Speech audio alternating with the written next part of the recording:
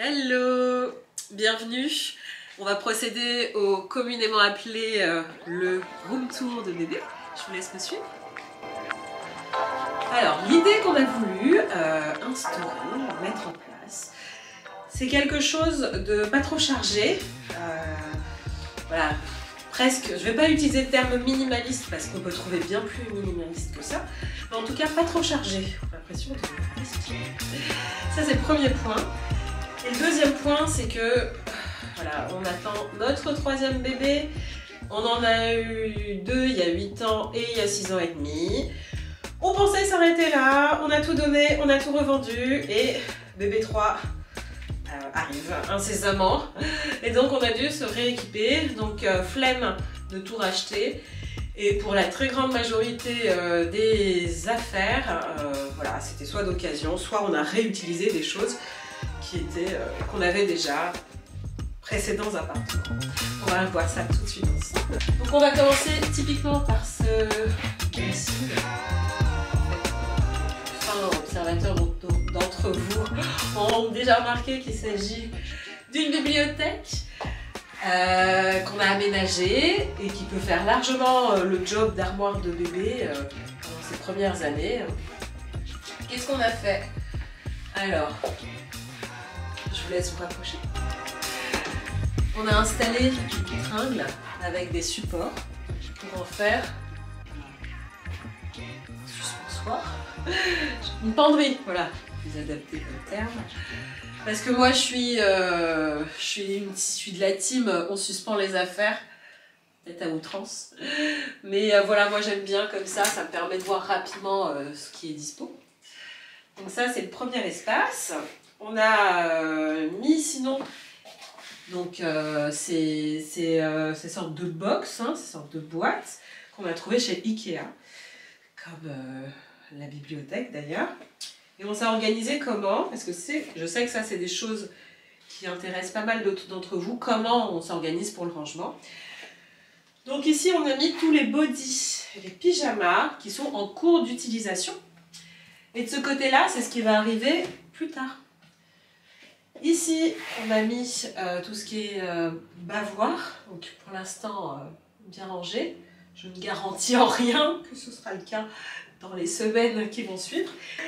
Ensuite, tout ce qui va être pour la sortie, les bonnets, les écharpes, les chaussettes, etc. Les langes très utiles, ça, plusieurs années même à venir. Ensuite, on a rajouté des portes qu'on a aussi trouvées chez Ikea. Pour rajouter du rangement, donc par exemple on a mis des jeux, on a mis des couches, on a mis des cotons, même chose ici hein, pour tout ce qui est nécessaire pour la toilette par exemple. J'ai fait des vidéos, le matériel utile pour bébé, le matériel qui n'est pas utile, je vous mettrai les liens si ça vous intéresse. Voilà pour le dressing de bébé, donc ça c'est une partie des affaires. Alors oui, précision. Il y a aussi une question récurrente, c'est quelle quantité prévoir. Il y a énormément de choses, vous l'aurez remarqué, on ne se serait jamais équipé d'autant de vêtements. Le fait est qu'on nous a donné énormément. Donc je remercie les personnes au passage. Et deuxièmement, au début j'avais passé quelques commandes Vinted parce que j'avais hâte. Et puis ben, les vendeuses très généreusement, quand je commandais 3 pantalons, m'enfilaient 18. Et donc on a vraiment beaucoup de stock, hein. Donc bah, ils sont là, donc on les a. Mais voilà, l'idée c'est qu'il n'y a absolument pas du tout besoin de tout ça. Et voilà, j'avais fait une vidéo pour expliquer, entre guillemets, quelles sont les quantités qui vont être préconisées pour bébé. On va continuer avec cet espace. Alors ici, il y a la fameuse poubelle à couches. Voilà, je vous laisse, faites comme chez vous. Au début, on avait pris les fameuses poubelles à couches qui sont censées être sans odeur. On a eu 2 enfants, donc 2 ans et demi, 3 ans pour chacune de couches, avec des recharges qui vont avec, des recharges qui coûtent un bras. Et ce qui fait que on n'a plus envie de ça pour cette fois-ci. Et on s'est dit, on va prendre une poubelle normale, on changera tout le temps la poubelle, et puis on verra s'il y a une valeur ajoutée. Je ne pense pas. Ensuite, cet espace-là, espace déco, chose simple, le roi Merlin, déco Ikea, ça je ne sais plus. veilleuse des filles. Voilà, je suis partie récupérer dans la chambre des filles, qui leur a quand même servi de très nombreuses années, qui maintenant va servir à bébé, qui vient aussi de chez Ikea. On passe de ce côté. Alors, c'était cette commode Ikea, oui, donc fameuse réflexion, on a été à Ikea cet été avec les filles. Et c'était très drôle parce que leur réaction c'était eh ben, on l'a cette commode, eh ben, on l'a ce lit, eh ben, on l'a cette bibliothèque. Donc c'était très drôle de constater que notre appartement est un showroom Ikea. Donc, commode Ikea Malb pour les connaisseurs, qui a fait peut-être 4 appartements avant celui-ci. C'était dans notre salon. C'était dans notre entrée, c'était dans une autre entrée, et là ça va être pour la chambre de bébé. Et elle tient hyper bien la route, alors qu'on l'a transportée 3 fois. Comment on s'est organisé, encore une fois? Alors, l'espace allongé. Initialement, j'ai dû ratisser tout internet pour trouver une sorte de plan allongé qui convienne à la commode. Tout ce que je trouvais, c'était des choses qui étaient bien trop grandes. Ça dépassait jusque là, ça dépassait de l'autre côté du mur. On se retrouvait avec une commode au milieu de la chambre.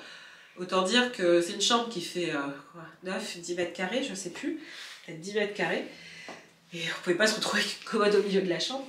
Donc, on a laissé tomber tout ça et en fait, on s'est tourné vers directement le matelas rigide, qui vient aussi de chez Ikea, et qui est pile à la bonne taille.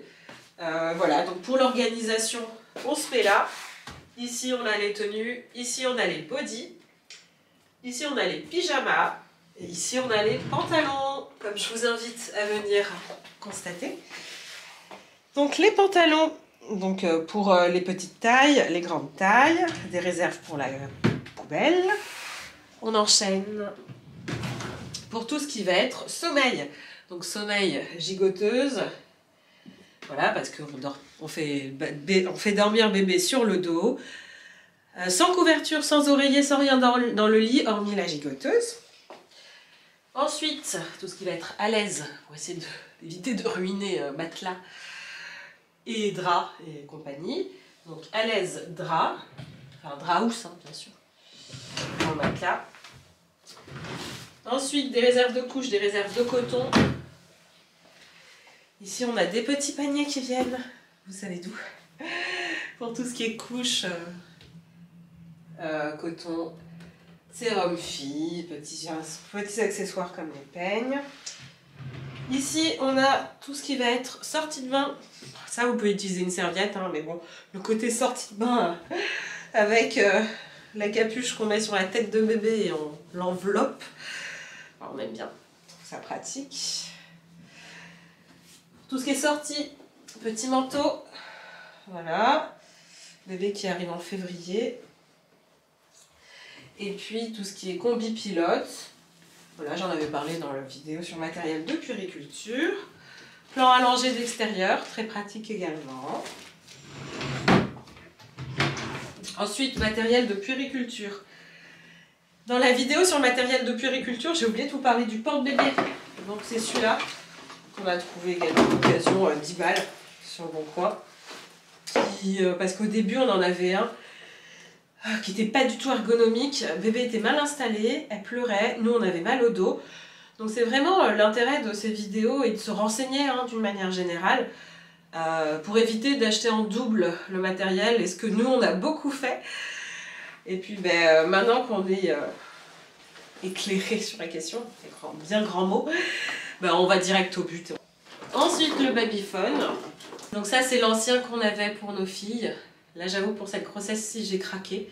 En aucun cas une obligation. Mais j'ai négocié pour en avoir un qui fait visio. Ah, je suis faible. Voilà, ombrelle, housse de pluie, répartiteur de lait, bon bref, matériel de puériculture. Le petit coussin réducteur à mettre quand bébé n'est pas assez grand pour aller directement dans le porte-bébé. Comme ça, bébé est bien installé, à bonne hauteur. Et ensuite, là, c'est des réserves de fringues pour plus tard qu'il fallait bien mettre quelque part. De ce côté, on enchaîne des cadres que j'avais déjà depuis très longtemps. Voilà, on a repris un petit peu de déco. De ce côté, le lit. Alors, toujours Ikea. Hein. Nos deux grandes avaient le même. Et puis on l'a donné. Et puis on a repris le même. Il est pratique, il est pas cher. Il peut se régler sur 2 hauteurs. Donc on le descend quand bébé commence à grandir et arrive à se redresser. Le matelas qu'on a également repris, hein, neuf. De ce côté, on a un mobile. Donc un mobile, on s'entend, hein, absolument rien d'obligatoire. Je trouve ça juste mignon. Et puis bah, si ça peut apaiser bébé au passage. Un petit lama à bascule. Donc là, j'expliquais aux filles à 8 ans, on va peut-être le filer à bébé. Et il a bien 8 ans aussi, parce qu'on l'a depuis notre grande. Donc là, ça va être pour bébé. Et là, un tapis on ne peut plus classique, hein, en toile de jute. Vous aurez remarqué que c'est les tons que j'aime bien, qu'on aime bien, hein, le thème qu'on a choisi pour la chambre de bébé. Je crois que vous avez aperçu mon super style claquettes, chaussettes, au passage. Ensuite, du rangement bébé, une lampe qui a fait pareil, 4 appartements, qui vient de chez La Redoute. De ce côté, bah, des étagères qui étaient dans notre chambre à nous, qui ont fini ici, de la déco, Maison du Monde Ikea. Toutou Berlou, alors ça c'est un nom que notre deuxième a donné à ce doudou qu'on lui avait offert, qui nous fait beaucoup rire. Je vous présente Toutou Berlou. Par ici, on a un espace meuble à case. Et ça, eh ben pareil, c'était la fonction initiale, c'était un meuble télé qui est devenu, donc dans un précédent appartement, c'était un meuble télé. C'est devenu une bibliothèque de notre deuxième qu'on empilait. Et puis là, on l'a séparé en deux. Donc il y a une partie qui est restée dans la chambre de notre deuxième et une partie qui est pour bébé. On a fait faire ce coussin sur mesure. Alors c'est vraiment très simple à faire. On passe la commande, on dit les dimensions qu'on veut, on fait le choix de la couleur qu'on veut. Il y a plein de sites qui proposent ça. Et nous on l'a reçu en 2 semaines. Et il est parfait, il fait pile la bonne taille. Vraiment nickel. On a rajouté cette partie-là. Donc ça c'est un meuble qui vient de chez Castorama. On a réussi à trouver la partie complémentaire 8 ans plus tard. Et qui coûtait pas très cher, une 20aine d'euros. On a rajouté une porte pour faire un peu plus de rangement. On arrive par ici. Alors, vous avez remarqué, j'aime bien le bois. Et pour tout ce qui est tapis d'éveil, ça coûte hyper cher par rapport au fait que j'ai l'impression que c'est juste 3 tasseaux, 3 jeux, et on tape dans les 100 balles. Moi j'ai pas envie de ça, hein, vous l'aurez compris. Et puis bah, l'idée de réutiliser quelque chose qui a déjà été utilisé par notre bébé, c'est toujours quelque chose qui est intéressant d'une manière générale. Et donc là, Vinted et Le Bon Coin et votre ami.